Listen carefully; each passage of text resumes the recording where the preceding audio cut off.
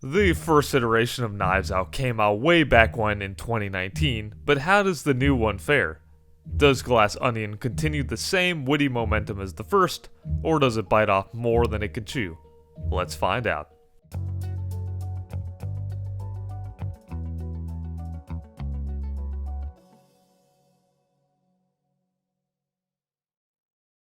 Glass Onion, a Knives Out mystery, once again follows Detective Benoit Blanc, played by Daniel Craig, as he embarks in yet another murder mystery.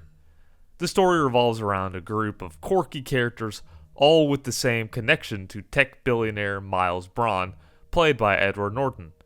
After each of the characters are introduced, they all quickly find themselves amongst old friends as Miles invites them all to his remote island in Greece.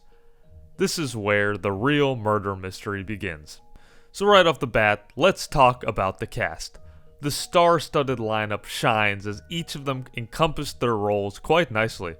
From Kate Hudson as a ditzy fashion designer, to Dave Bautista as an jacked-up Twitch star, all the way to Kathryn Hahn as an uptight governor. Everyone is at the top of their game. Now, while all the characters are unlikable and self-centered in their ways, you can't help but be entertained and immersed as everyone sells their part of the story. They also have great chemistry with each other, in the same way an old group of friends would. While some people might find the characters to be reprehensible and more annoying than enjoyable, I was thoroughly entertained, personally. Daniel Craig as the lead once again shines as Detective Blanc. He commands the screen with his southern wit and continues the same momentum as the first one. I love the character and would love to see more of him as the Knives Out series continues. One of the amazing things about the first one was the impeccable writing, and thankfully that same wit is brought to Glass Onion. The script by director Rian Johnson is smart, funny, and includes just the right amount of twists and turns to keep the viewer on the edge of their seat and engaged. The script is always one step ahead of the audience, and when combined with clever editing and set pieces, Glass Onion makes for an excellent ride. The movie plays much more as a comedy than the first one.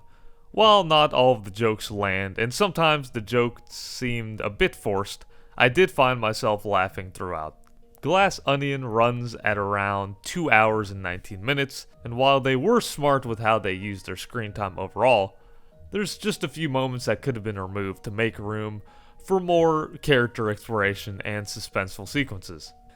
The second iteration also takes a completely different approach from the first one, and uses a unique twist to spin the whodunit style. It was interesting to see the direction they took the story. Without revealing too much, it's different from the typical formula they used in the first one. Another minor gripe was the twist. I would have liked to see something more jarring.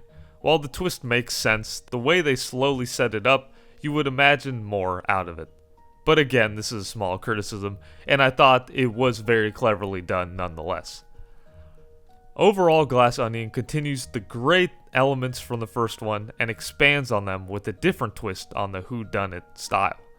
The cast and director Rian Johnson excels once again with another clever and very entertaining title in the series. I'm going to give Glass Onion a solid 8 out of 10. Anyways, this was a short and sweet review of Glass Onion. Let me know below what you thought of the movie, and what movie you'd like to see next for us to review. If you haven't already, please subscribe and hit that notification button to stay up to date with the latest movie reviews, lists, and so much more. Thank you very much for watching, and have an excellent Thanksgiving Day.